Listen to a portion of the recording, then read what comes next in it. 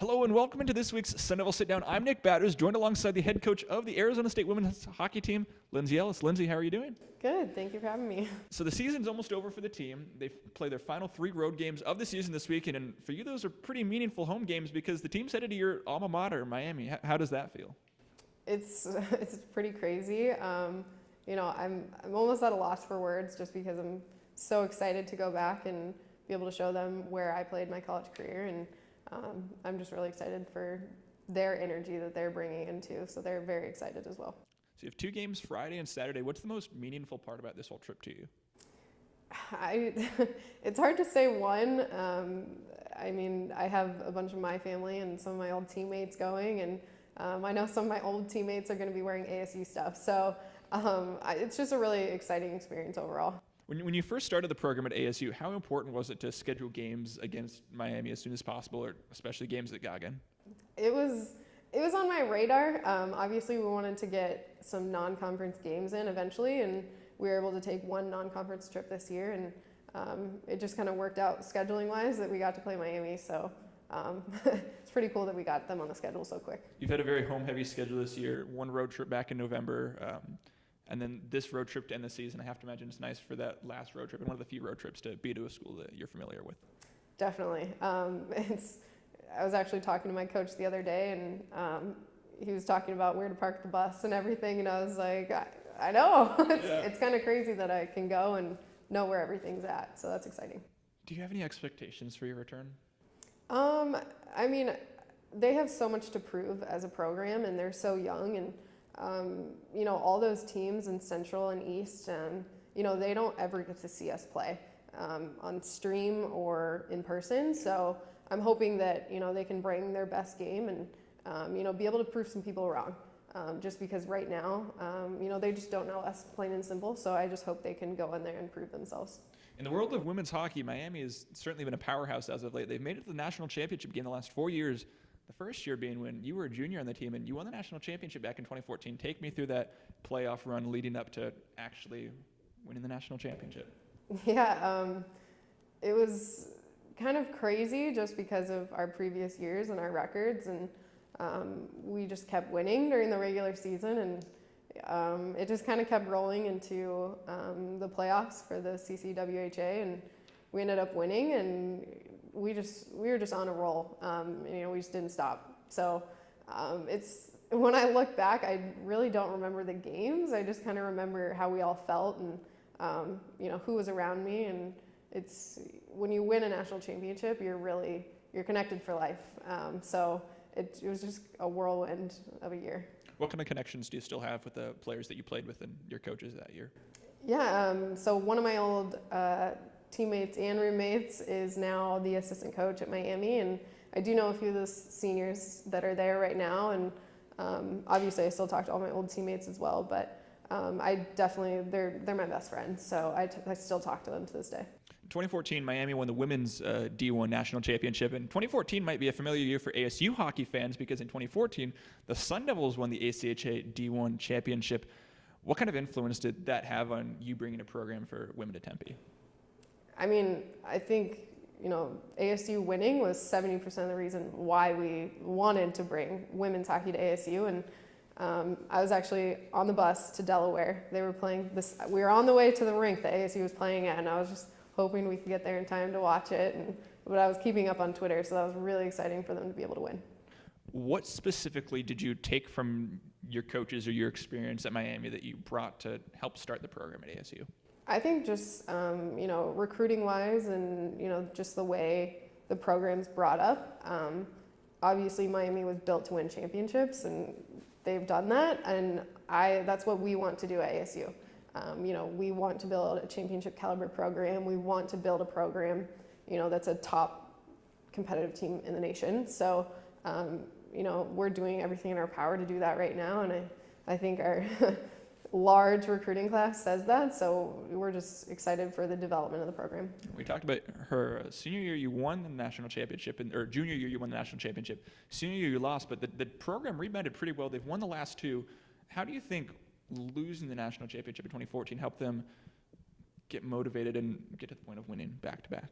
I think it just says, a lot of who they are as a program, and just being able to not let that affect them. And I was the only senior that graduated that year, so they were hungry for another championship, and obviously that showed. When you attended Miami, it was a really young program, only a few years old. How did that help you develop the program in Tempe? I think I definitely used it as a model. I think especially with Gibber too, playing on a new program at St. Norbert, we're very used to new programs and having to build it from scratch. And we're used to being the underdogs. We even came from Arizona, so we're very used to the underdog story. We just don't let anything affect us, and we have a plan and we're working towards it. Obviously a lot to look forward to this weekend. What are you most looking forward to sharing with your current team? There's a lot of things. Hockey-wise, the rink, with ASU getting a new rink eventually, and I think it'll just be exciting for them to see, what's to come for ASU and everything that they can build here in Tempe.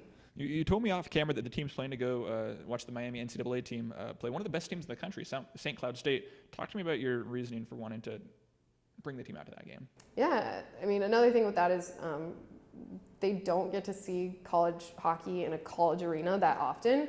I know they come to some of the ASU men's games, but when you're here at Oceanside, it's not a college arena. It's not, we don't have thousands of people just because we can't fit them in here.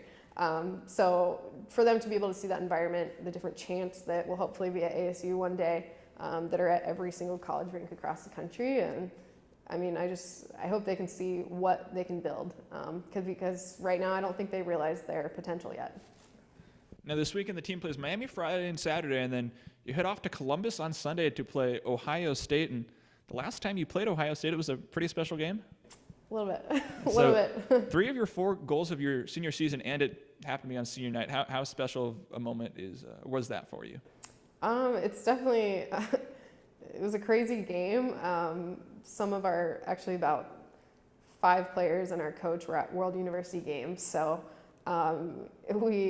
we had a shorter bench that game, and we were just amped up to play that game and play it for our teammates that were competing for our USA. So it was just we were ready to go. What kind of an advantage, if any, do you think ASU has coming into your old school?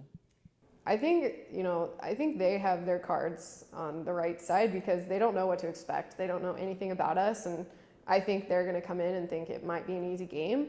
But I don't think they realize the potential and all the strength and power that our girls have. And I'm excited for Casey to rip a few from the point, and I'm really excited for them to be able to show who they are as hockey players. That way we can get on the hockey map. These are non-conference games. You've already clinched a playoff berth. What are your hopes in terms of team accomplishments this weekend? I'd love to win some, but just to be able to produce goals and play a good game, and be able to just bring that energy out for 60 minutes for every game is pretty much what we're looking for this weekend. And if they do that, we have the potential to pull out a win.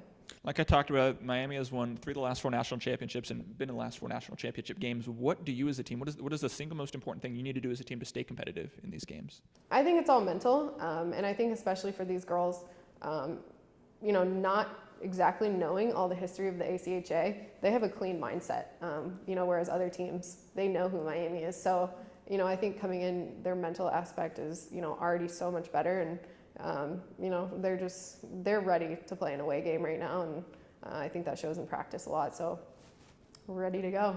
On one hand, ASU is a very young program. Miami is also young. Ohio State's one of the oldest programs in the country. Was there anything that you took from them as a player that helped you at ASU, or is there anything that you hope to take from learning about their program this weekend? Yeah, I think it's always good to acknowledge those programs that have been in the ACHA for years and years, and again with them, I hope we can establish ourselves against them as well. But Ohio State is a huge name school. So Arizona State, same way, huge name. So we just basically need to prove ourselves. This past weekend, the team swept Denver for the 2nd time in program history, and with that clinched a playoff berth. So you're headed to Fremont, Nebraska in a couple of weeks for the WWCHL playoffs. What do you need to do this weekend in Ohio to get ready for the postseason? Yeah, I mean, I think, we've been working so much on, breakouts and those good passing and pretty much all the small things in the game that make up, the bigger picture. And, we've just narrowed it down to clean, hard hockey. So, it's a simple game. And, I think we were thinking about it a little too much in certain parts of the season. So we're just trying to play simple hockey now. What does it mean to head into your alma mater right after clinching the program's first playoff berth? It's awesome. I mean, that energy already, and I think we saw it after GCU as well, but the energy they have after a sweep is just, unparalleled. And just because we are a new program, we don't take those wins for granted at all. So, they're just, like I said, they're ready to play.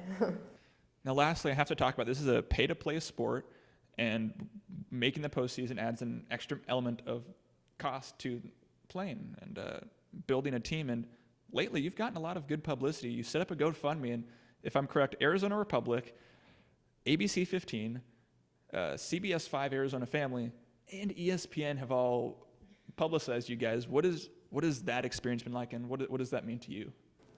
It's, social media is just insane to me. I mean, for that information to be able to get out to so many people, and so many people care, and they want to help our program, and they want to see us grow, and that's just, I mean, there's no words. That's crazy for us, especially being like an underdog. So we're very appreciative of all that coverage and of all the support we've gotten so far, and all the continued support that we will get. So again, this weekend, the Arizona State women's hockey team heads to Ohio to take on Miami University and Ohio State. Again, I'm with the head coach of the women's hockey team, Lindsey Ellis. Lindsey, thank you very much for joining me. Thank you. To stay up to date with Cronkite Sports ASU women's hockey coverage all season long, head over to cronkitesports.com, click on that women's hockey tab.